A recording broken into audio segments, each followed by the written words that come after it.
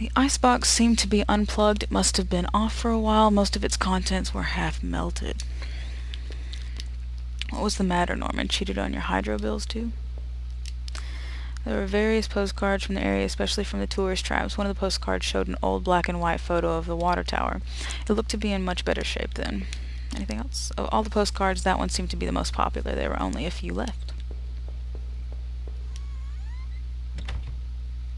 That night continued to take horrible turn after turn. It had been weeks since I'd last seen Norman, but to find him like that, who could have done that to him? Seeing that dusty box of those old clothes was a shock. How long had they been there? And what was Rachel doing at Norman's place? I felt like I had only discovered more questions, no answers, but I was close to home. It was time to find out the truth. It was locked. This wasn't the right gate. The gate was locked tight. This wasn't my house. Did I find home?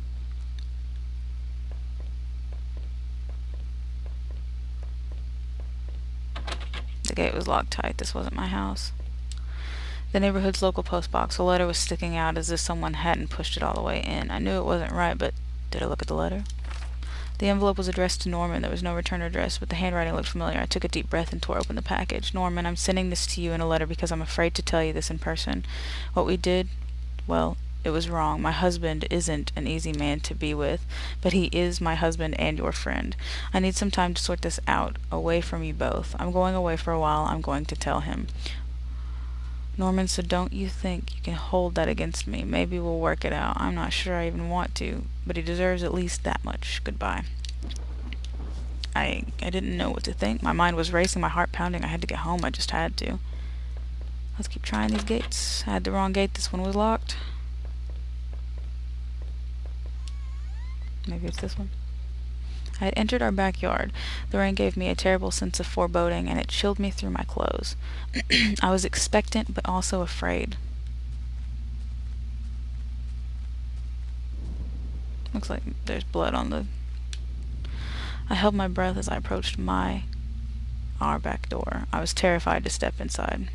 It looks like there's either mud or blood on the bottom of some of the fence posts there. The house was painfully quiet. The only sound was my own breathing, ragged and strained. I flicked the light switch by the door. The power was off. I remembered having breakfast here on this very table. Was that yesterday or sometime before? The table was clean. It hadn't been used any time recently.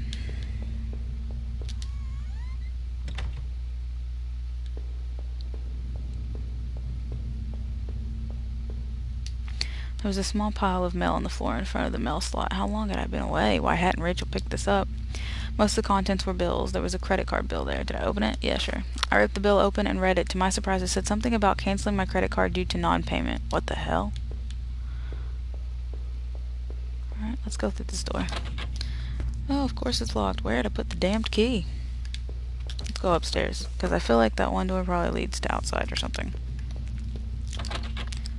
Stuck shut. Old-fashioned keyhole underneath the handle. Okay, just wanted to make sure.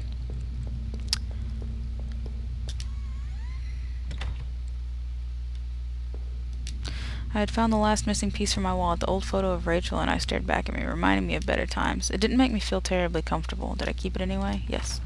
I replaced the photo in my wallet, feeling like I had got a part of my life back. Still, the image made me uneasy. Why had I thrown it away?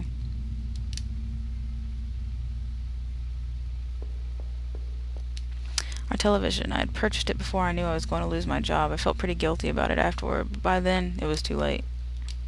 Rachel was pretty angry about that, I realized. How could you be angry at your husband for buying something before he knew that he was going to lose his job? I mean, it's kind of fucked up. Not like it's intentional.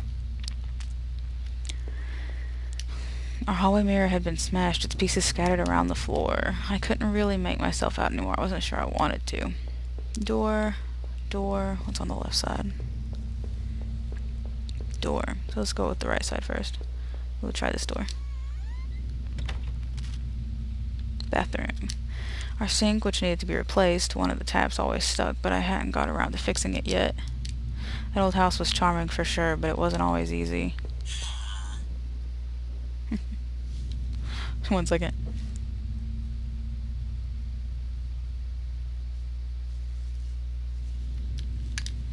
We were lucky enough to get a house with one of those wonderful old claw-footed tubs. It seemed impractical at times, but it was part of what made that house home.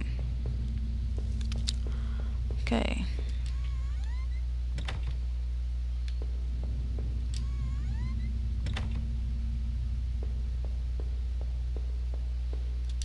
My laptop had been left on and only had a tiny bit of power left. On the screen was a website about the old water tower. There was a key in the top drawer of my desk. Did I take it? Yes.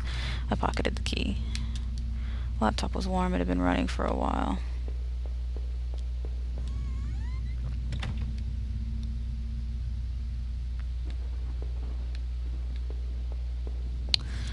Hello.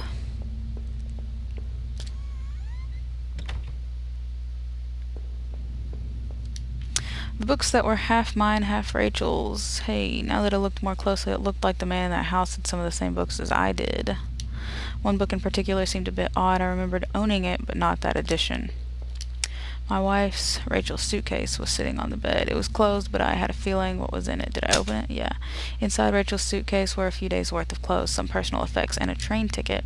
As I stared at the ticket, I could feel myself flush with anger and resentment. The date and time matched the receipt I had found. Rachel, why? Were you really going to run away with Norman? Was I really such a monster? I said hello.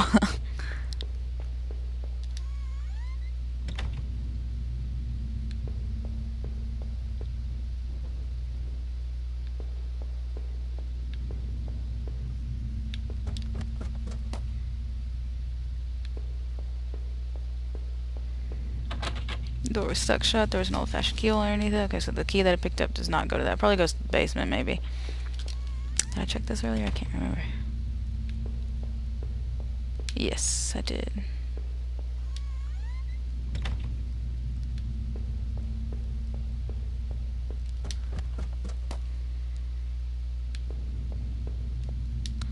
I unlocked the basement door. There we go.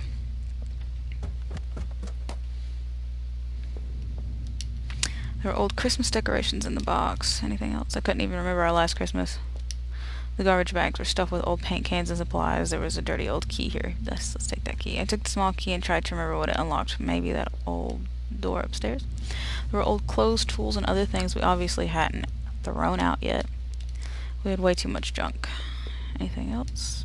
I put up this divider wall last summer so we could create a separate room in the basement. I hadn't finished it yet, so the door was stuck, and the drywall was poorly installed. I might have been able to break through if I found something heavy enough.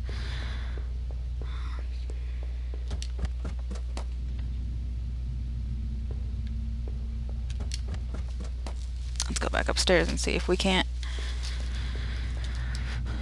Yep.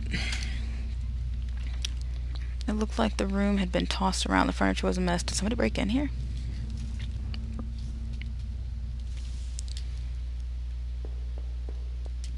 There was an old crowbar on the floor. Did I need to take the crowbar? Yeah, we're going to take it. I lifted the heavy crowbar. I appreciated its weight. Nothing else in here. So that crowbar probably bust down that wall in the basement. But I wonder if I should go ahead and go down there and bust down that wall, or should I go through the door that I haven't touched yet? We'll go through the door. Oh wait, I'm still upstairs. I was talking about downstairs. Ignore me.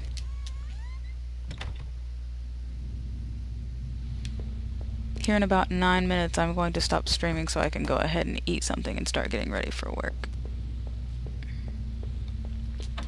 The front door was locked from inside. I couldn't go out, though I needed to see if Rachel was here. Okay, so we're going to go ahead and go back down into the basement.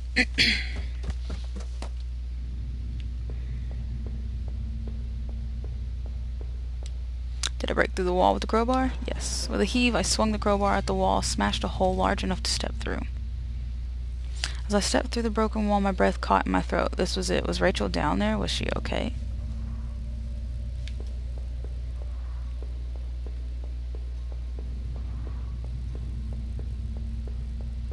Well, there's blood. Don't look. A filthy-looking pile of rags had been dumped in the corner. The stench of them was awful and made my eyes water. I was terrified to even touch the pile to see what lay within, but I knew I had to. I had come this far. After all the searching, after all I had seen, when I looked within the rags, did I finally find my Rachel? Yes.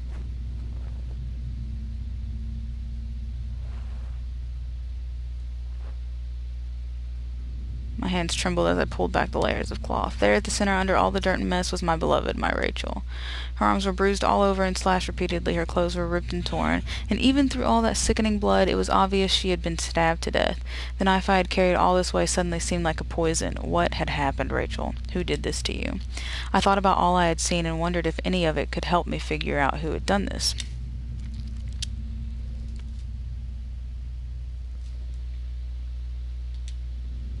Reluctantly exhausted from my journey, I could no longer resist the urge to close my eyes.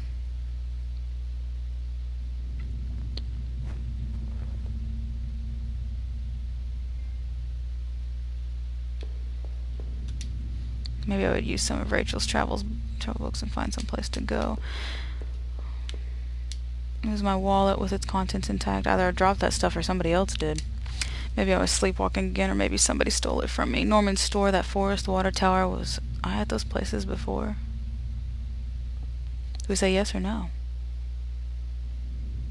No.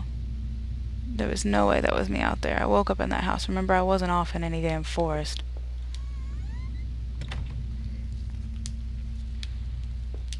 This was the old photo of that other man and his wife. I assumed I found it in that house. I recalled those faded remains I had found deep underneath his house. What had he done there? Well, what did I think? Was that man involved in this whole mess somehow? Yes. Definitely. Those tunnels, the odd tools in his house, and the remains of his wife. He wasn't innocent, that's for sure.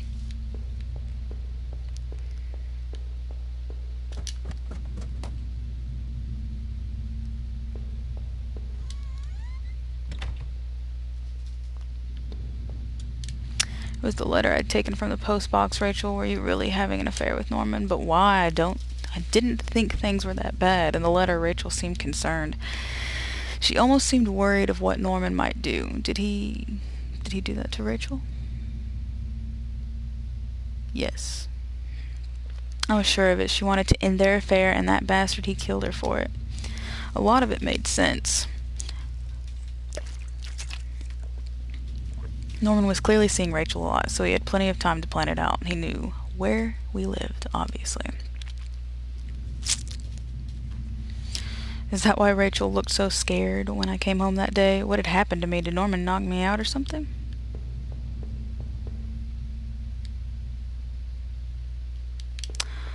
Huh.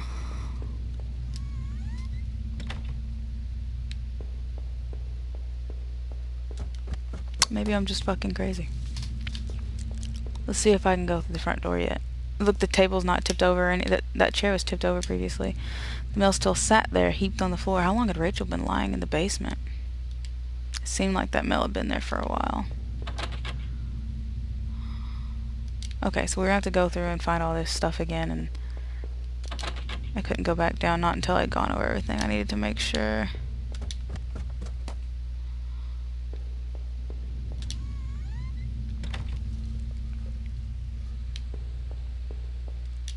My old office safe sat on the floor. I used to keep tax records and other important documents in it. It used a digital passcode lock, but I didn't have the code. Maybe I'd left it somewhere. I leafed through the notebook I had taken from the forest. In it were the names that had been written down: Heather, Olivia, Ashley, Cheryl, Iris, Daphne, Holly, Rose, Rachel.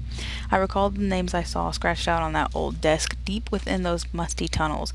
Was the man in that house really up to something? Was he the one responsible for Rachel's murder? But I had found him dead.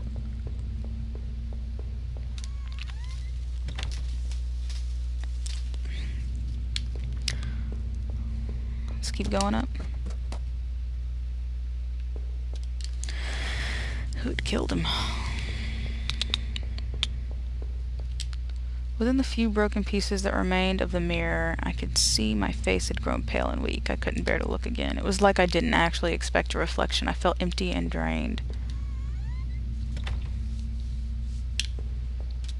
The reflection in that grimy glass was only a shadow, a whisper. The quiet in that room unnerved me terribly. I still loved the old-time charm of that claw-footed bathtub, though it seemed like cold comfort then. Rachel loved this part of the house.